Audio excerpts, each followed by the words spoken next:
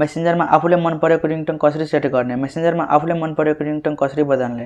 यदि तपाईहरुले पनि मेसेन्जरमा आफूले मन परेको रिङटोन सेट गर्न चाहनुहुन्छ, बदल्न चाहनुहुन्छ, तर तपाईहरुले मेसेन्जरमा रिङटोन सेट गर्न बदल्न आउँदैन भने आजको यो भिडियोलाई अन्तिमसम्म हेर्नुहोला।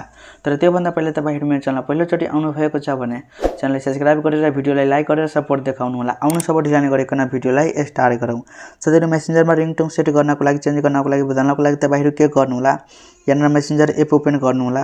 ओपन गरिसकेपछि साथैहरु लेफ्ट साइडमा माथिपट्टि देख्नुहुन्छ 3 लाइनको अप्सन, यसमा तपाईहरु क्लिक गर्नु होला। क्लिक गरिसकेपछि यहाँ देख्नुहुन्छ सेटिङको अप्सन, यसमा तपाईहरु क्लिक गर्नु होला। क्लिक गरिसकेपछि अब तपाईहरुले के गर्नु होला, तलपट्टि आउनु होला।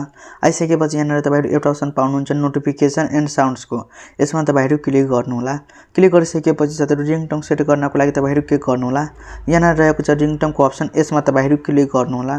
क्लिक गरिसकेपछि हेर्न सक्नुहुन्छ तपाईहरुको अगाडि थुप्रै प्रकारको यहाँ धेरै प्रकारको यहाँ रिङटोन आइसकेको छ। यो मध्ये अब तपाईहरुले कुन रिङटोन मन परेको छ त्यो रिङटोन यहाँबाट तपाईहरु सेट गर्न सक्नुहुन्छ।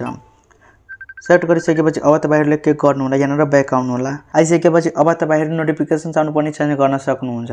जति कि साथैहरु तपाईहरुले कुनै साथीले एसएमएस गर्यो भने तपाईहरुले नोटिफिकेसन साउन्ड आउँछ, त्यो नोटिफिकेसन साउन्ड कसरी तपाईहरु चेन्ज गर्न सक्नुहुन्छ।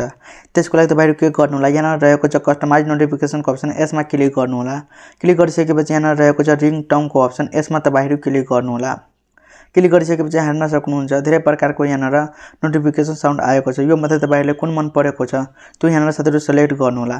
सिलेक्ट गरिसकेपछि तपाईको साथैहरु नोटिफिकेसन रिङटोन सेट भइसकेको छ, चेन्ज भइसकेको छ।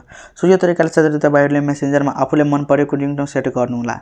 भिडियो राम्रो लाग्यो भने लाइक सब्स्क्राइब गरिदिनु होला र तपाईहरु आफ्नो साथीहरुसँग धेरैभन्दा धेरै शेयर गरिदिनु होला। अब तपाईहरुसँग मिल्ने छु अर्को भिडियोमा। जय नेपाल।